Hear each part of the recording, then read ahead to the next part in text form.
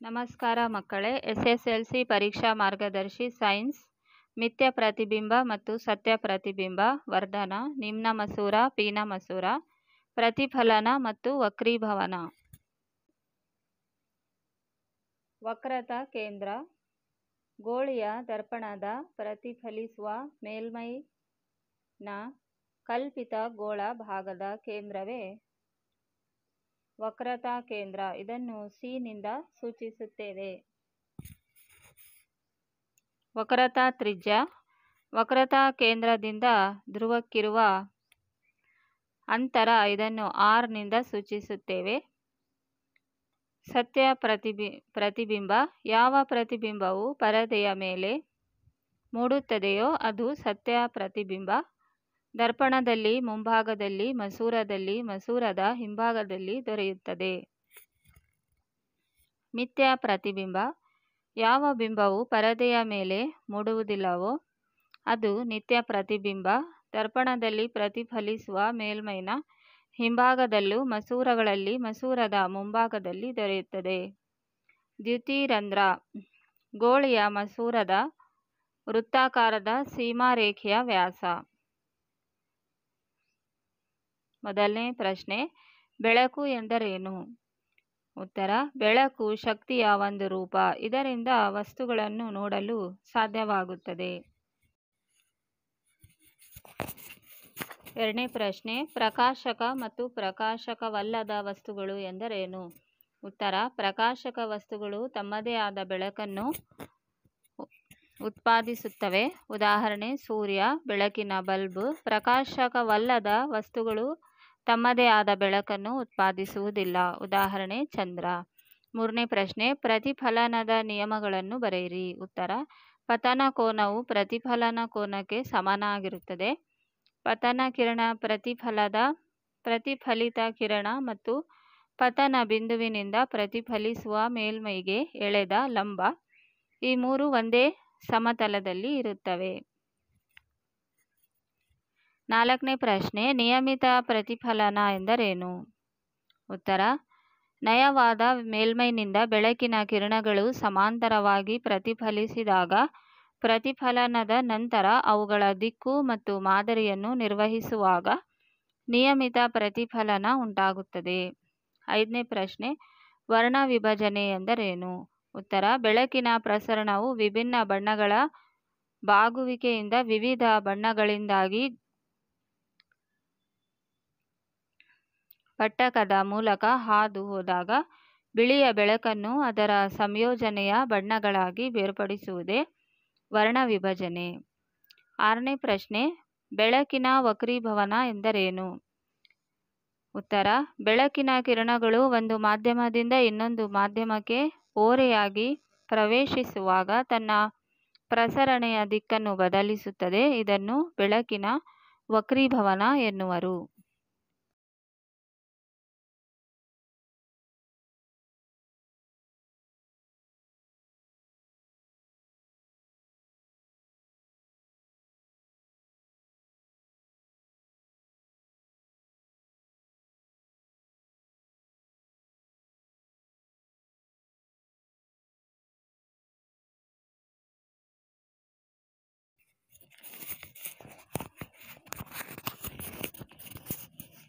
ಏಳನೇ ಪ್ರಶ್ನೆ, ವಕ್ರೀಭವನದ ನಿಯಮಗಳನ್ನು ಬರೆಯಿರಿ. ಉತ್ತರ: ಪತನ ಕಿರಣ,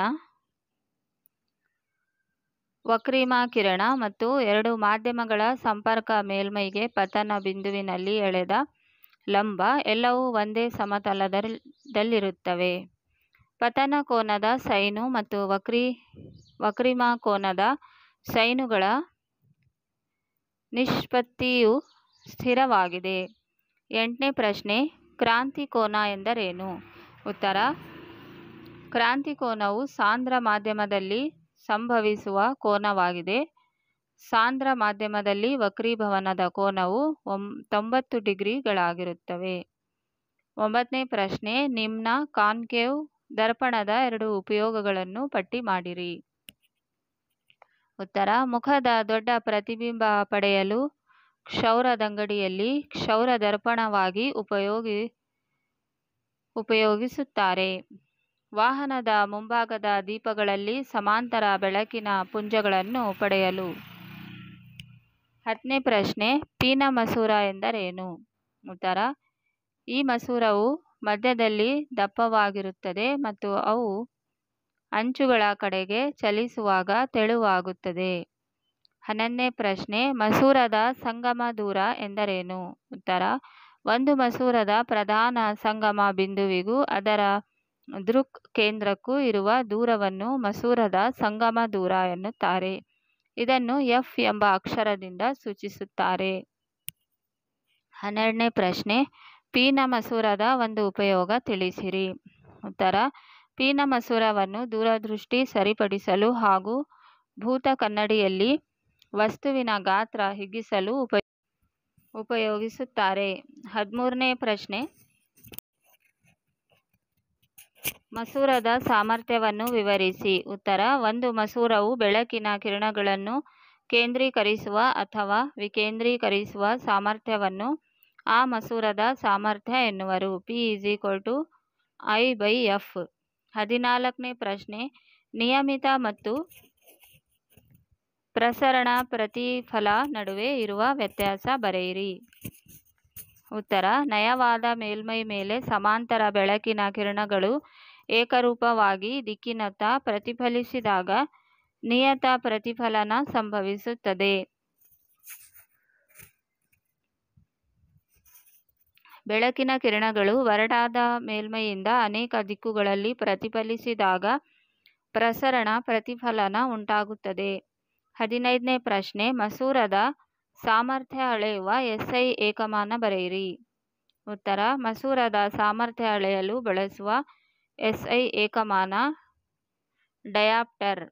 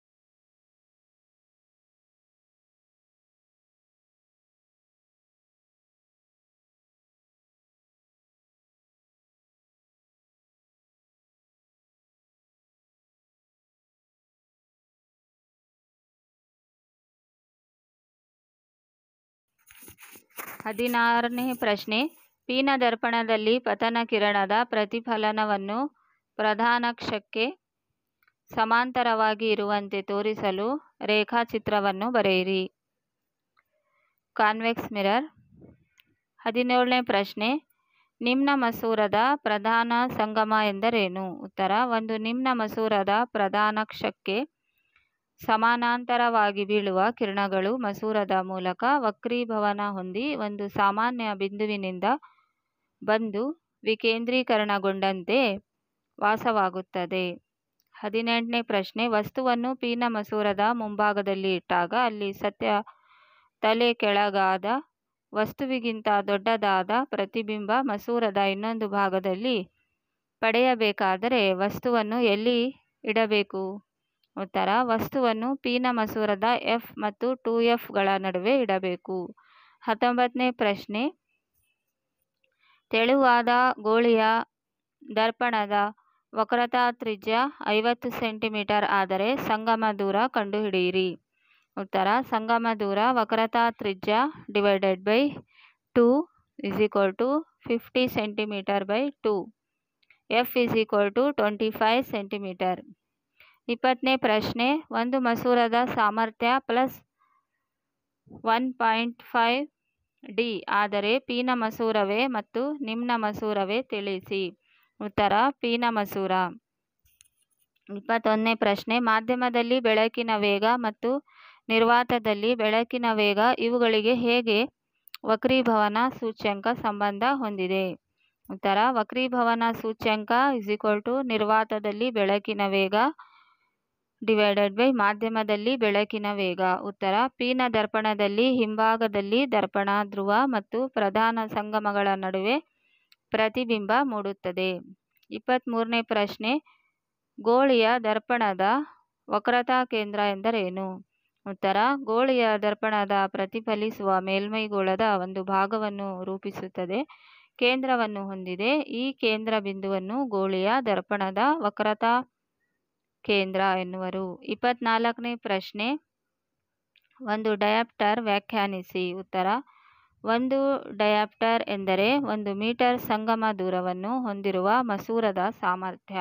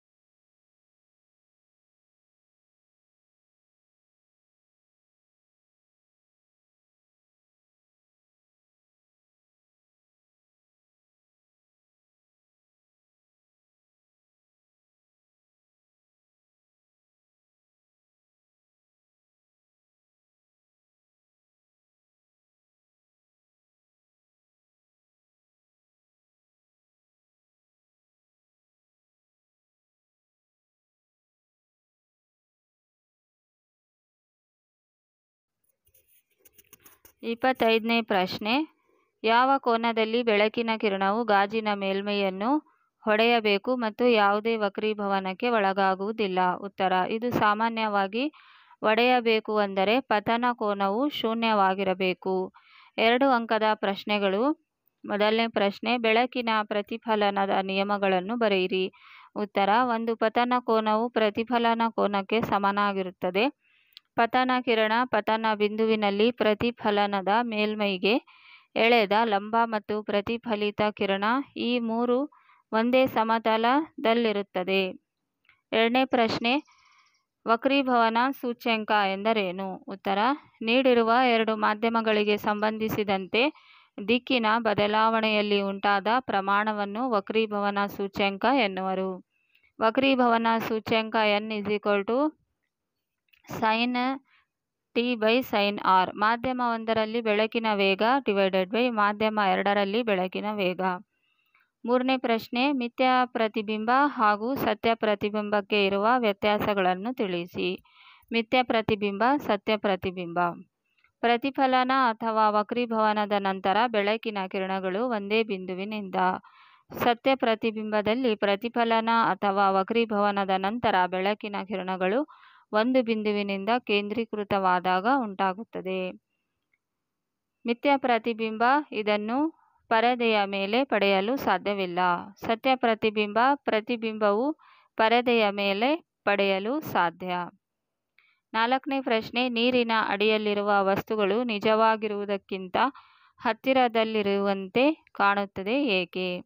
ಉತ್ತರ, ನೀರಿನ ಅಡಿಯಲ್ಲಿರುವ ವಸ್ತುಗಳು ನಿಜವಾಗಿರುವುದಕ್ಕಿಂತ ಹತ್ತಿರದಲ್ಲೇ ಕಾಣುತ್ತದೆ ಏಕೆಂದರೆ ಬೆಳಕಿನ ಕಿರಣಗಳು ನೀರಿನ ಮಾಧ್ಯಮದಿಂದ ಗಾಳಿಯ ಮಾಧ್ಯಮದ ಕಡೆ ಚಲಿಸಿದಾಗ ಸಾಮಾನ್ಯದ ಕಡೆಗೆ ಬಾಗುತ್ತವೆ.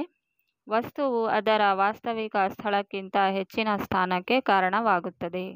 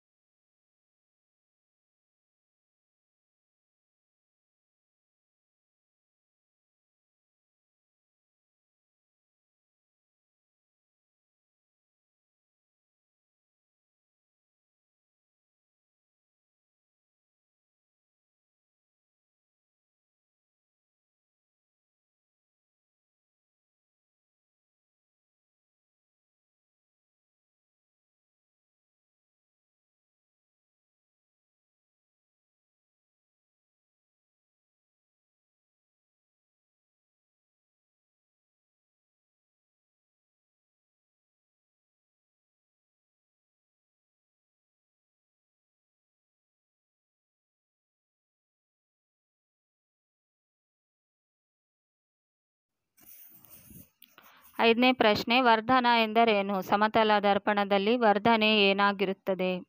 ಉತ್ತರ, ವರ್ಧನೆ m = ಪ್ರತಿಬಿಂಬದ ಎತ್ತರ ಡಿವೈಡೆಡ್ ಬೈ ವಸ್ತುವಿನ ಎತ್ತರ. m = h1/h. ಸಮತಲ ದರ್ಪಣದಲ್ಲಿ ವರ್ಧನೆ 1 ಆಗಿರುತ್ತದೆ. ಇದರ ಅರ್ಥವೇನೆಂದರೆ ಪ್ರತಿಬಿಂಬದ ಎತ್ತರ ಮತ್ತು ವಸ್ತುವಿನ ಎತ್ತರ ಒಂದೇ ಆಗಿರುತ್ತದೆ. 6ನೇ ಪ್ರಶ್ನೆ, ಪಿನ ದರ್ಪಣದಿಂದ ಉಂಟಾದ ಪ್ರತಿಬಿಂಬ ನಿಮ್ನ ದರ್ಪಣದಿಂದ ಹೇಗೆ ಭಿನ್ನವಾಗಿದೆ? ಉತ್ತರ, ಪಿನ ದರ್ಪಣದಲ್ಲಿ ಯಾವಾಗಲೂ ಮಿಥ್ಯ ಮತ್ತು ನೇರ ಅತ್ಯಂತ ಚಿಕ್ಕದಾದ ವಸ್ತುವಿನ ಪ್ರತಿಬಿಂಬದ ಗಾತ್ರ ಮತ್ತು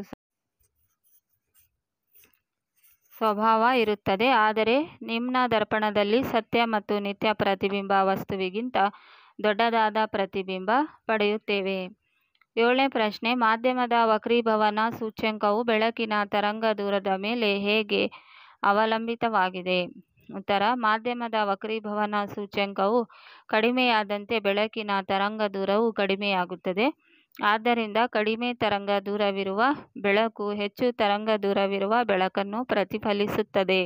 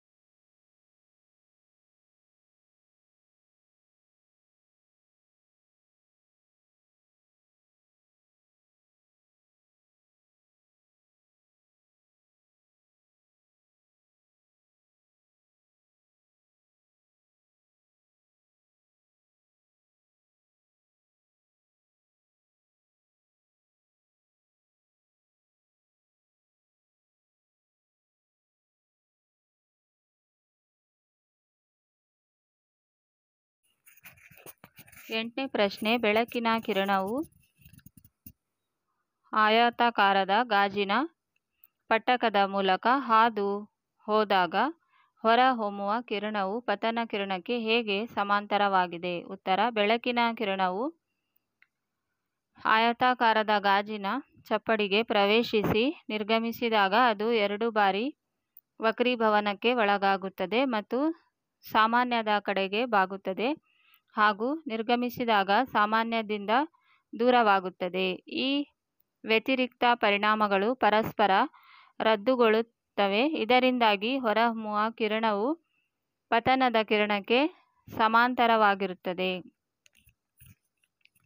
9ನೇ ಪ್ರಶ್ನೆ, ನಿಮ್ನ ದರ್ಪಣದಲ್ಲಿ ವಸ್ತುವನ್ನು ವಕ್ರತಾ ಕೇಂದ್ರದಲ್ಲಿ ಇಟ್ಟಾಗ ಏನಾಗುತ್ತದೆ? ಪ್ರತಿಬಿಂಬದ ಸ್ವಭಾವ, ಸ್ಥಾನ ಮತ್ತು ಗಾತ್ರವನ್ನು ವಿವರಿಸಿ.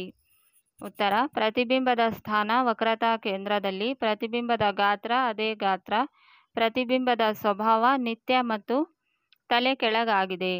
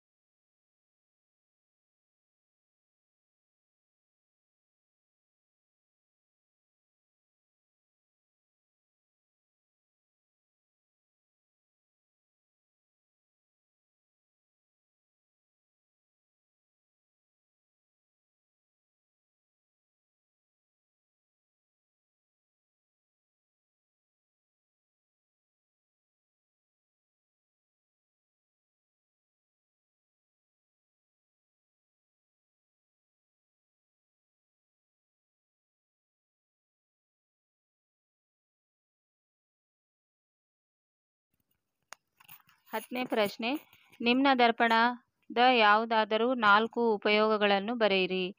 ಸೌರ ದರ್ಪಣದಲ್ಲಿ ವಾಹನಗಳ ಮುಂಭಾಗದ ದೀಪಗಳಲ್ಲಿ, ಸೌರ ಕುಲುಮೆಗಳಲ್ಲಿ ಮತ್ತು ದಂತವೈದ್ಯರ ರೋಗಿಗಳ ಹಲ್ಲುಗಳ ದೊಡ್ಡ ಪ್ರತಿಬಿಂಬಗಳನ್ನು ಪಡೆಯಲು ಬಳಸುವರು.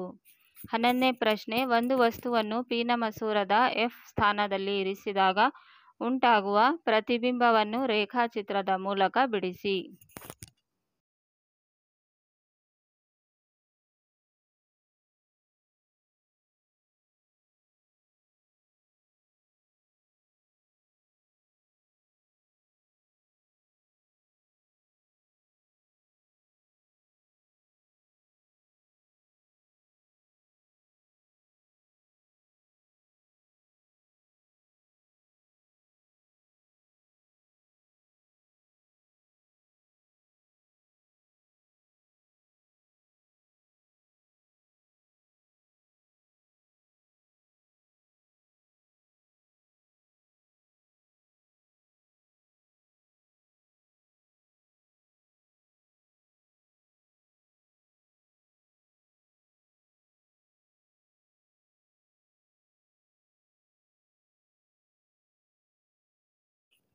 ಹನ್ನೆರಡನೇ ಪ್ರಶ್ನೆ, ವಿಭಿನ್ನ ಸ್ಥಾನಗಳಲ್ಲಿ ಪಿನ ಮಸೂರದಿಂದ ಉಂಟಾಗುವ ಪ್ರತಿಬಿಂಬವನ್ನು ರೇಖಾಚಿತ್ರದ ಮೂಲಕ ಬಿಡಿಸಿರಿ. 2F1 ಹಿಂಭಾಗದಲ್ಲಿ. 13ನೇ ಪ್ರಶ್ನೆ, ವಿಭಿನ್ನ ಸ್ಥಾನಗಳಲ್ಲಿ ಪಿನ ಮಸೂರದಿಂದ ಉಂಟಾಗುವ ಪ್ರತಿಬಿಂಬವನ್ನು ರೇಖಾಚಿತ್ರದ ಮೂಲಕ ಬಿಡಿಸಿರಿ. F1 ಮತ್ತು 2F1ಗಳ ನಡುವೆ ಇಟ್ಟಾಗ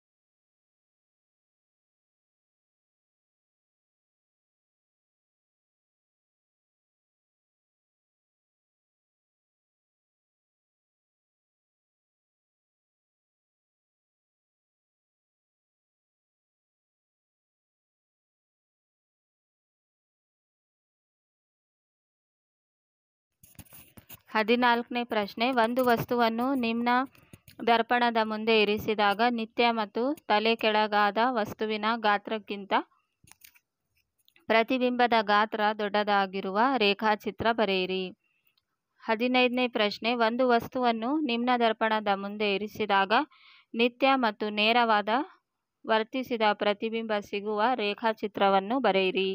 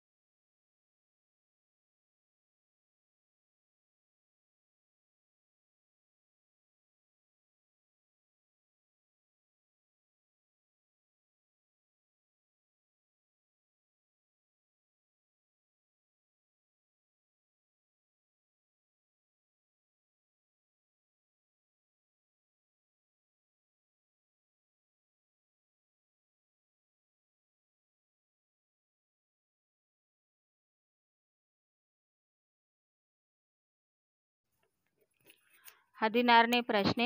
ನೀರು ತುಂಬಿದ ಗಾಜಿನ ಪಾತ್ರೆಯಲ್ಲಿ ಭಾಗಸ್ಯ ಮುಳುಗಿಸಿದ ಪೆನ್ಸಿಲ್ ಸ್ಥಳಾಂತರಗೊಂಡಂತೆ ಕಾಣುತ್ತದೆ. ನೀರಿನ ಬದಲಿಗೆ ನಾವು ಸೀಮೆಎಣ್ಣೆ ಅಥವಾ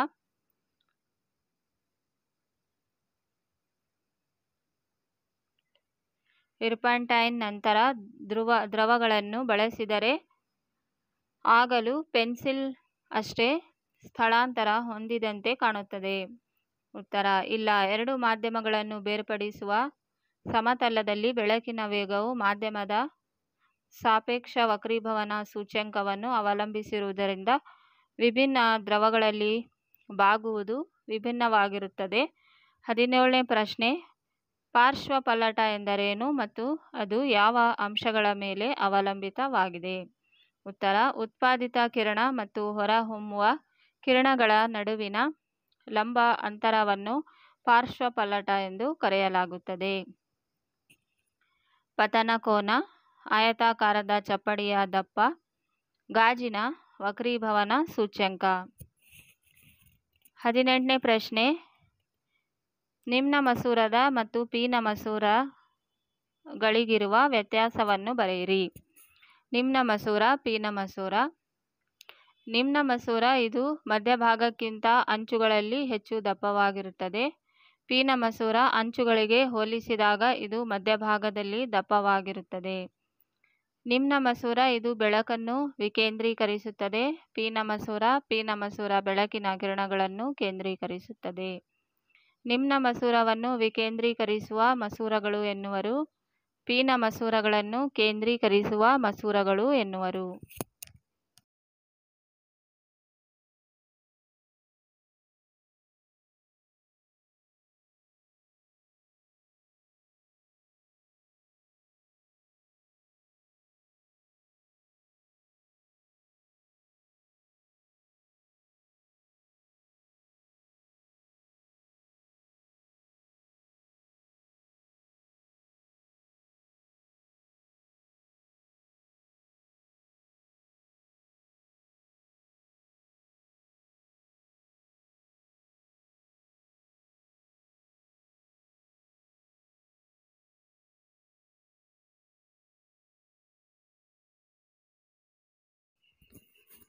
ಹತ್ತೊಂಬತ್ತನೇ ಪ್ರಶ್ನೆ.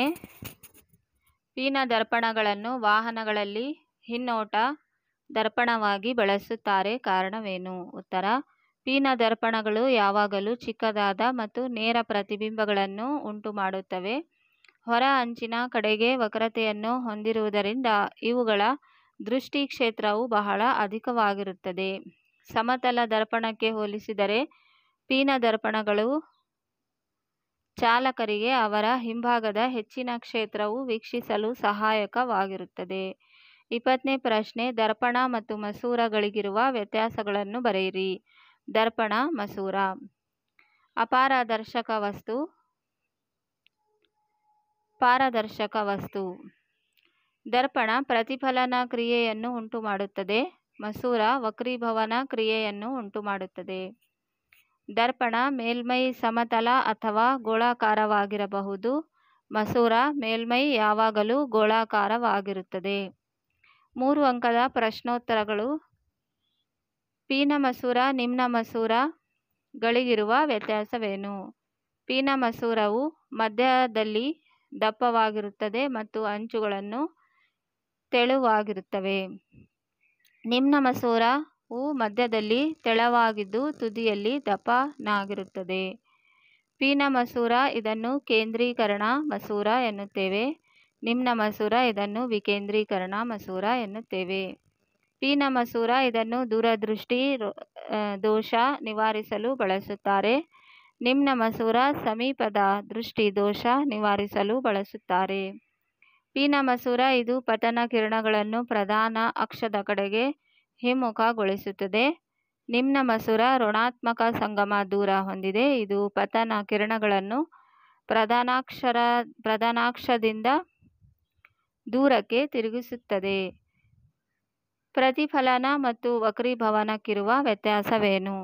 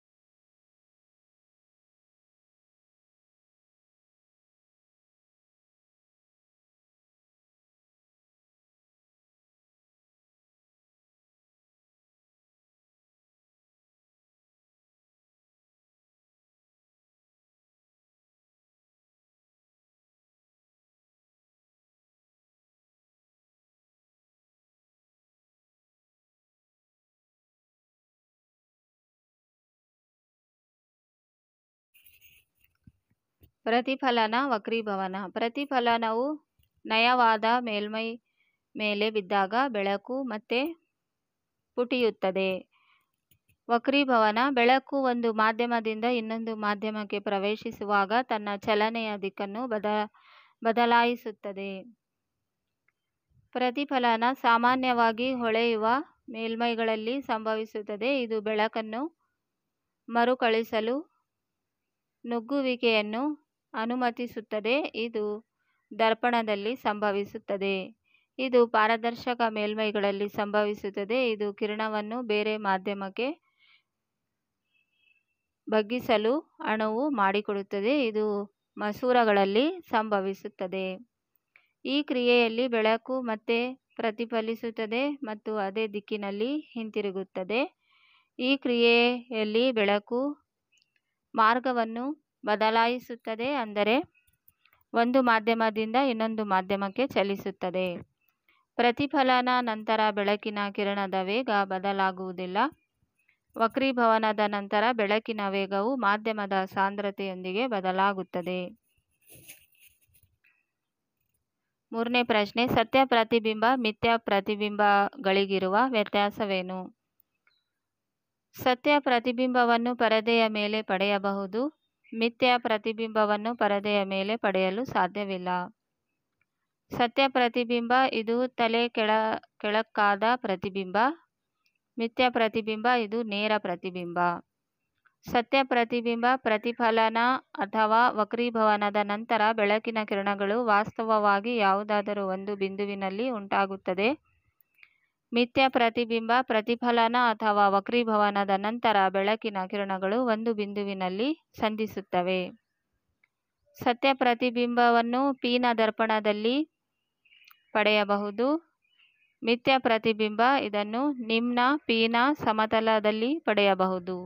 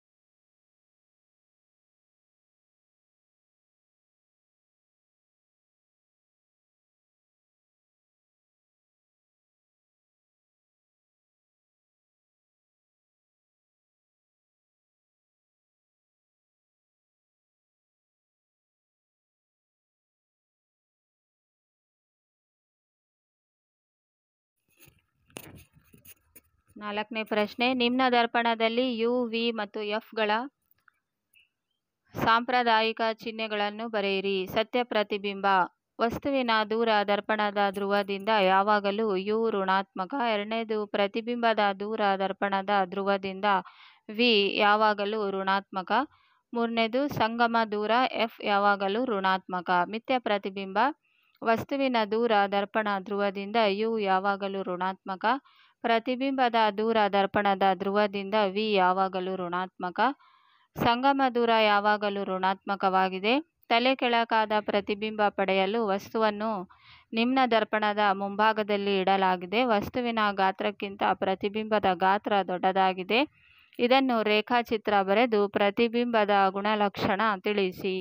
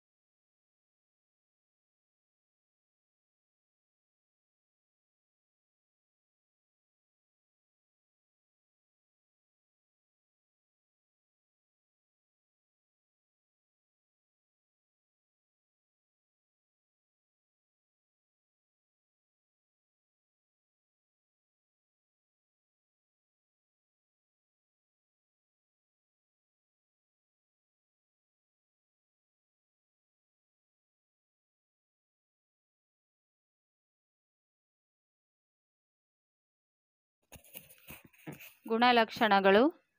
ಸತ್ಯ ಪ್ರತಿಬಿಂಬ, ತಲೆ ಕೆಳಕಾದ ಪ್ರತಿಬಿಂಬ, ವಸ್ತುವಿಗಿಂತ ದೊಡ್ಡದಾದ ಪ್ರತಿಬಿಂಬ, ವಕ್ರತಾ ಕೇಂದ್ರ ಹಾಗೂ ಅನಂತ ದೂರದ ಮಧ್ಯದಲ್ಲಿ ಪ್ರತಿಬಿಂಬ ಉಂಟಾಗುತ್ತದೆ.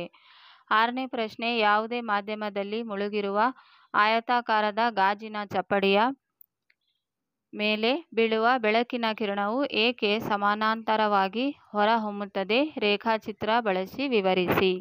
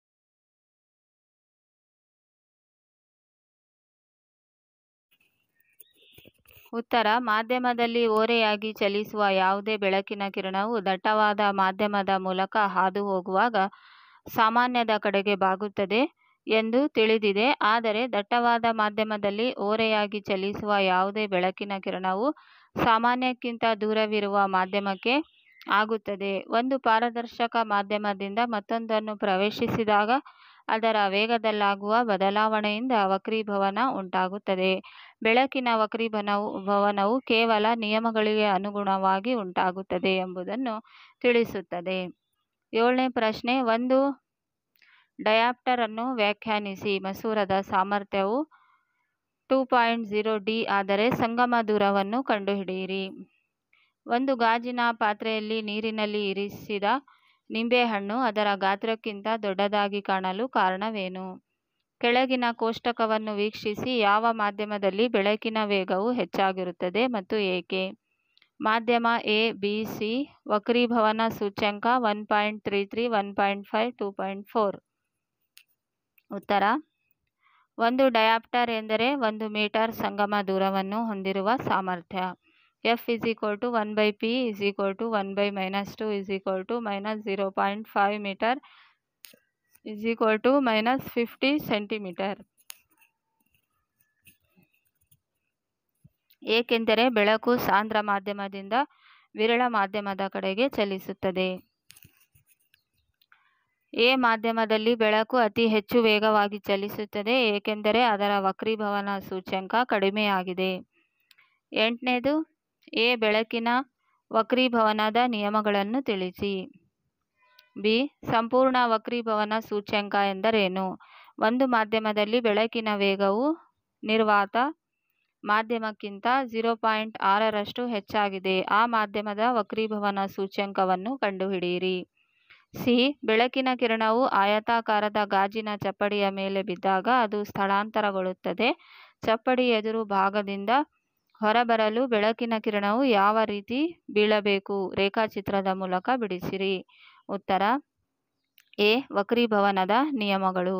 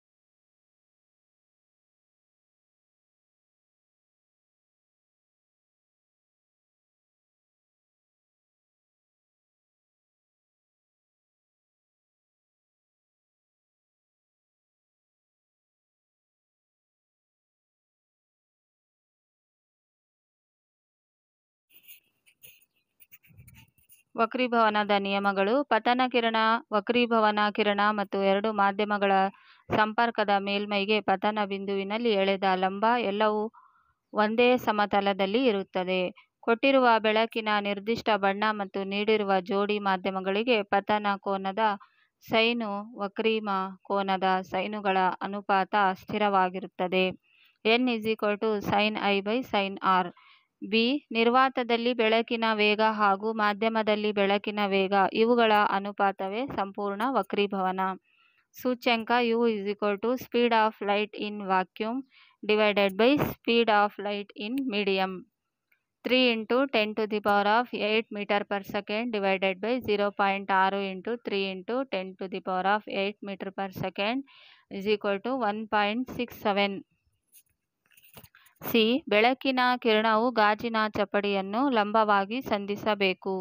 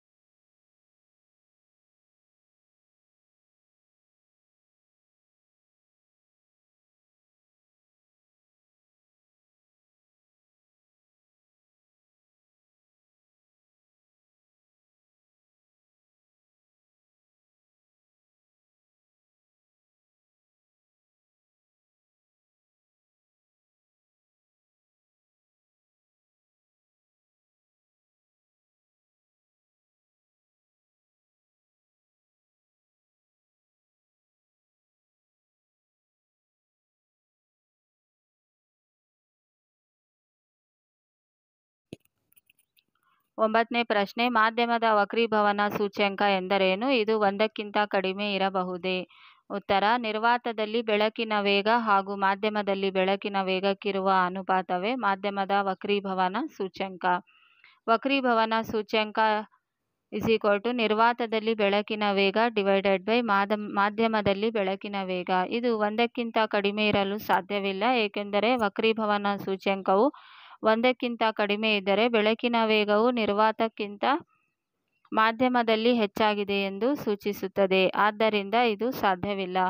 10ನೇ ಪ್ರಶ್ನೆ. ಒಂದು ಮಸೂರದಿಂದ 45 ಸೆಂಟಿಮೀಟರ್ ದೂರದಲ್ಲಿ ವಸ್ತುವನ್ನು ಇರಿಸಿದಾಗ ಮಸೂರದ ಇನ್ನೊಂದು ಭಾಗದಲ್ಲಿ 90 ಸೆಂಟಿಮೀಟರ್ ದೂರದಲ್ಲಿ ಪರದೆಯ ಮೇಲೆ ಪ್ರತಿಬಿಂಬ ಪಡೆಯಲಾಗುತ್ತದೆ. ಎ. ಆ ಮಸೂರದ ಹೆಸರೇನು? ಬಿ. ಅದರ ಸಂಗಮ ದೂರ ಮತ್ತು ವರ್ಧನೆಯನ್ನು ಕಂಡುಹಿಡಿಯಿರಿ.